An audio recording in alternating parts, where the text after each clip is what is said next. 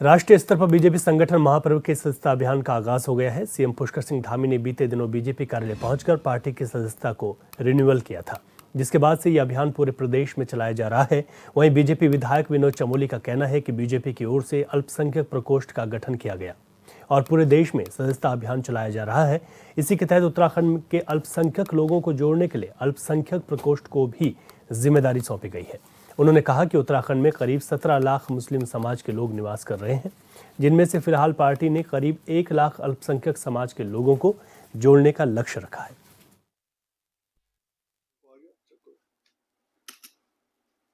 नहीं, ये पहले से ही है। हमारे पास एक अल्पसंख्यक प्रकोष्ठ है, बाकायदा मोर्चा है, और हमारे कुल 6 मोर्चों में से एक अल्पसंख्यक मोर्चा भी है और जो बहुत सक्रियता के साथ काम करता है। तो हमेशा सदस्यता अभियान में सम्मिलित राज कोई नई चीज नहीं है और बीजेपी ने सभी मोर्चों को टारगेट दिया, तो स्वाभाविक बात है वो भी हमारा एक मोर्चा, उसको भी टारगेट दिया, वो सदस्यता अभियान में हिस्सा लेंगे, सदस्यता होगी। भगवानपुर क्षेत्र स्थित किशनपुर जमालपुर गांव में विधायक ममता राकेश ने सड़क का उद्घाटन किया। इस दौरान सड़क का निर्माण कराने के लिए ग्रामीणों ने विधायक का आभार जताया। इस मौके पर विधायक ने कहा कि हर वर्ग को साथ लेकर विकास कार्य कराए जा रहे हैं, हर तबके को विकसित करना ही उनकी प्राथमिकता है। उनकी विधानसभा क्षेत्र के अंतर्गत आने वाले अधिकांश गाँव में सभी जर्जर मार्गों को दुरुस्त कराया जा चुका है और जो बचे हैं उन पर भी काम चल रहा है। विधायक ने कहा कि उनकी कोशिश है कि सड़क, पानी, बिजली समेत तमाम मूलभूत सुविधाओं का लाभ ग्रामीणों को मिलता रहे।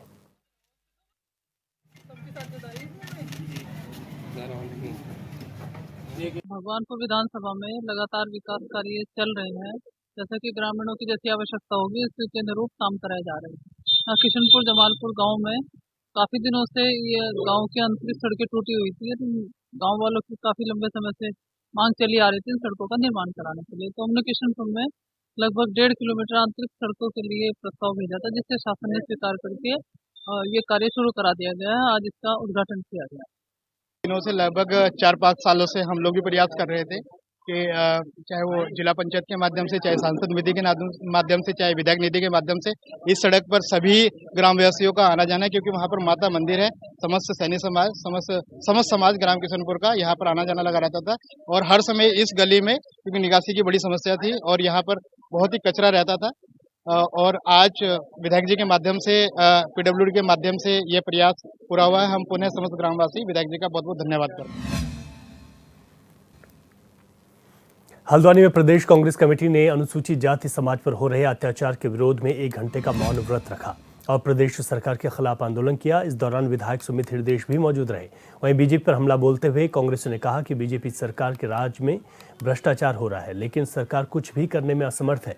उनका कहना है कि बीजेपी सरकार को गद्दी छोड़नी चाहिए और नई सरकार को शासन करना चाहिए, क्योंकि जिस तरह से बीजेपी के राज में लगातार अत्याचार हो रहे हैं, ये एक विषय बनता जा रहा है।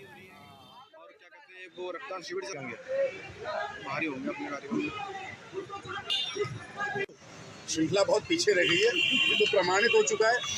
जो संलिप्त हैं, जितनी भी हिंसा हो रही है प्रदेश में, सारी संलिप्तता जो है भारतीय जनता पार्टी के लोगों की, और उन्हें बचाने के लिए लगातार कोशिश करी जा रही है।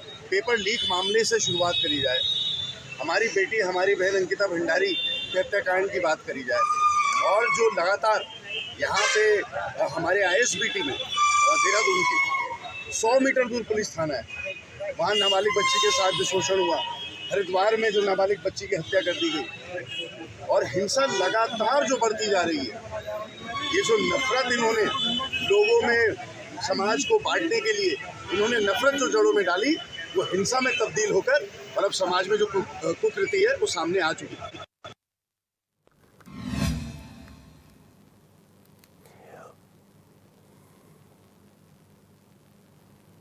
उत्तराखंड में हो रहे महिलाओं पर अत्याचार के खिलाफ हल्द्वानी में कांग्रेस ने बीजेपी को कुरियर के जरिए चूड़ियां भिजवाई।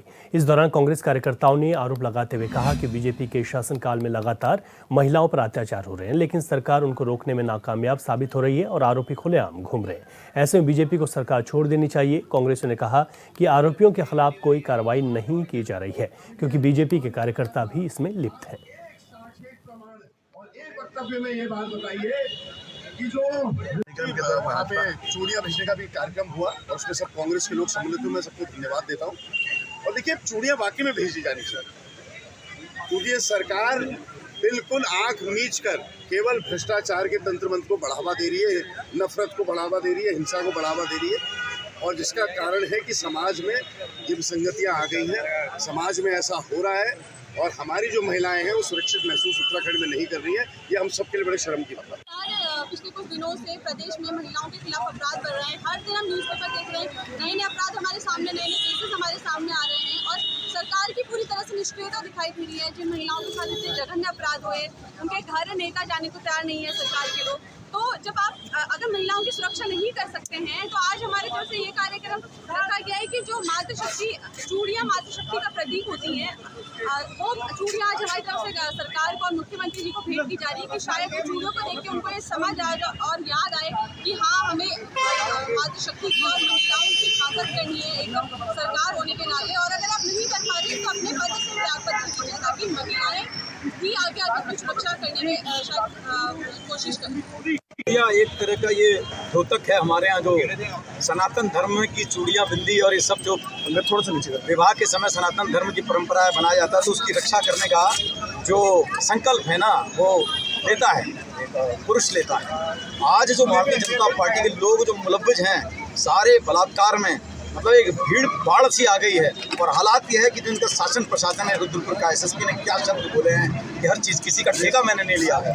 तो इस सब के खिलाफ हम जो ये चूड़ी भेज रहे हैं माननीय मुख्यमंत्री जी को कि या तो इस चूड़ी की रक्षा करो या छोड़ दो। ये चूड़ी खुद बैठ करके यानी महिला खुद बैठ करके शासन करेगी, खुद अपनी रक्षा करने के लिए समर्थ है। तो आज चूड़ी भेज रहे हैं हम, इसे शर्म है तो इस चूड़ी का लिहाज करो, शर्म करो।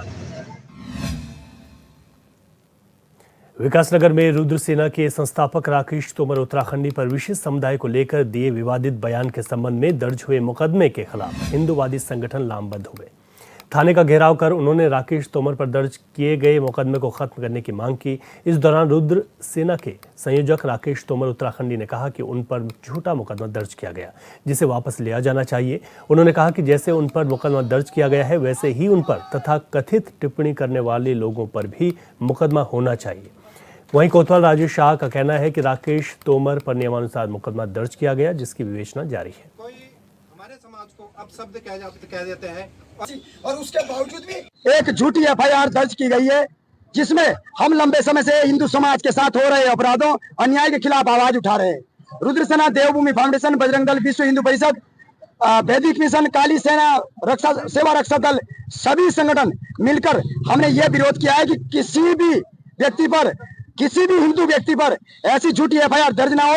एफआईआर आती है तो उसकी एप्लीकेशन आती है तो उसकी तस्दीक करें, तभी मुकदमा दर्ज करें। साथ में जो लोग कल यहाँ पे आए थे वो मुझे आतंकवादी कह रहे थे, बताएं कि मैंने कहा राम ब्लास्ट किया, बताएं कि मैंने काट मार की, यदि मैं आतंकवादी तो मेरा एनकाउंटर कर दिया जाए। लेकिन वहीं पे ये गनर को कह रहे हैं कि हम मार देंगे, गनर कह रहे हैं कि वैसा है वैसा है। इनकी चाल हम लोग समझते हैं कि कैसी चाल है। ये चाहते हैं कि गनर हटे, सुरक्षा हटे, हम तत्काल प्रभाव से राकेश उत्तराखंडी को निपटा दिया जाए। अभी कुछ दिन पूर्व पुलिस द्वारा स्वतः संज्ञान लेकर के एक युवक पर मुकदमा दर्ज कराया था। इसमें प्रथम दृष्टया पाया गया कि उनके द्वारा धर्म विशेष के बारे में कुछ टिप्पणियां की गई थी जो कानून के हिसाब से उचित नहीं थी। उसी संबंध में आज कतिपय संगठनों के द्वारा थाने पर आकर मुलाकात की गई। उनके द्वारा बताया गया कि यह मुकदमा गलत तथ्यों के आधार पर दर्ज किया गया है। इस संबंध में उन्हें बताया गया कि अभी विवेचना चल रही है, अपना पक्ष वो लोग विवेचक के पास रख सकते हैं और जो भी साक्ष्य आएंगे उसी के आधार पर, गुण दोष के आधार पर अग्रिम कार्रवाई इसमें की जाएगी। ज्ञापन भी सौंपा गया? हाँ, एक ज्ञापन भी सौंपा गया है जिसमें उनके द्वारा आरोप लगाया गया है कि एक संगठन के लोगों के द्वारा उनके बारे में भी कुछ अनर्गल टिप्पणियां की हैं और उस पर भी एक मुकदमा होना चाहिए। तो वो ले लिया गया है, तो साक्ष्य के रूप में उनके द्वारा एक पेन ड्राइव दी गई है। उसका परीक्षण करने के उपरांत जो भी वैधानिक कार्रवाई होगी की जाएगी। विकासनगर के सहसपुर थाना क्षेत्र अंतर्गत जस्सोवाला में एक नवविवाहित महिला ने फांसी लगाकर आत्महत्या कर ली, जिसको लेकर मृतक महिला के पिता का आरोप है कि बेटी की हत्या उसके ससुर ने गला घोंटकर की है। उन्होंने बताया क्योंकि उसकी बेटी लैब टेक्नीशियन थी और अक्सर उसका आना जाना रहता था, इसलिए उसके ससुराल वाले उसे प्रताड़ित करते थे। मामले में तहसीलदार विकासनगर का कहना है कि घटना के कारणों की जाँच की जा रही है।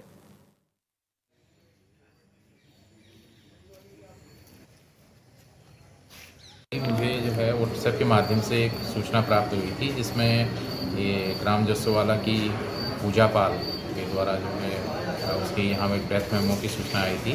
नियमानुसार हमने जो है थाने की टीम और हम यहाँ पर उपस्थित हुए, क्योंकि मृतका के अभी जो विवाह का समय है 7 वर्ष से कम था, इसलिए मजिस्ट्रेट की उपस्थिति में यहाँ पर पंचायतनामा की कार्रवाई की जा रही है।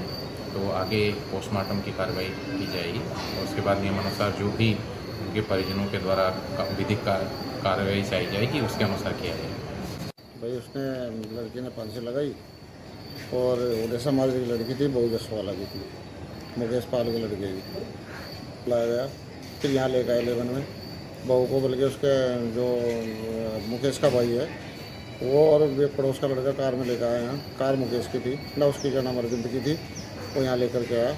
तो यहाँ पे उन्हें मृतक घोषित कर दिया। वो ट्रैक्टर उसके नाम था लड़के का, उसका वो बंद हो गया था। तो वो लड़का कह रहा था कि मेरे नाम कराओ तब मैं छुड़वाऊँगा। मैं वही था उस झगड़े में। उस दिन वो लड़की और लड़का दोनों वहाँ से भाग के रिपोर्ट करने गए थे थाने में। लड़की के पिताजी का ये भी कहना है कि लड़की पढ़ी लिखी थी, इनको काम कहते हैं नौकरी करने तो तेरे को मारेगी कूचेगी, ये भी कहना है इनका। ऐसा हमें संज्ञान में तो है नहीं, हमने तो ऐसा सुना नहीं। हमारी लड़की को उसके ससुर ने गला घोट कर मार दिया। क्या नाम है ससुर का? मुकेश पाल। क्यों मारा, क्या कारण था? दिन प्रतिदिन प्रताड़ित करता था। अच्छा, बाहर आना जाना उसको अच्छा नहीं लगता था। अच्छा, तो कितने महीने होते लड़की को शादी को? 4 महीने लगभग। 4 महीने? हाँ जी। तो क्या दिक्कत थी उसको? उसको इधर उधर आना जाना कोई पसंद नहीं करता था। लड़की क्या करती थी आपकी? लड़की हमारी लैब टेक्नीशियन ओटी का कोर्स कर रखा था। उसने कहा था कि घर में फुल खर्चा मिलेगा, घर में रहना। कोई आपके जो आपने बताया कि ससुर ने मारा मुकेश ने, तो कुछ लेके दहेज को लेके था या कुछ ऐसे ही? दहेज तो उसने मांगी नहीं, लेकिन लड़की को काम करने के लिए प्रताड़ित करता था। मैंने पहले बोला था कि लड़की हमारी पढ़ी लिखी है, घर का गोबर कूड़ा नहीं करेगी, लेकिन उसके लिए वो प्रताड़ित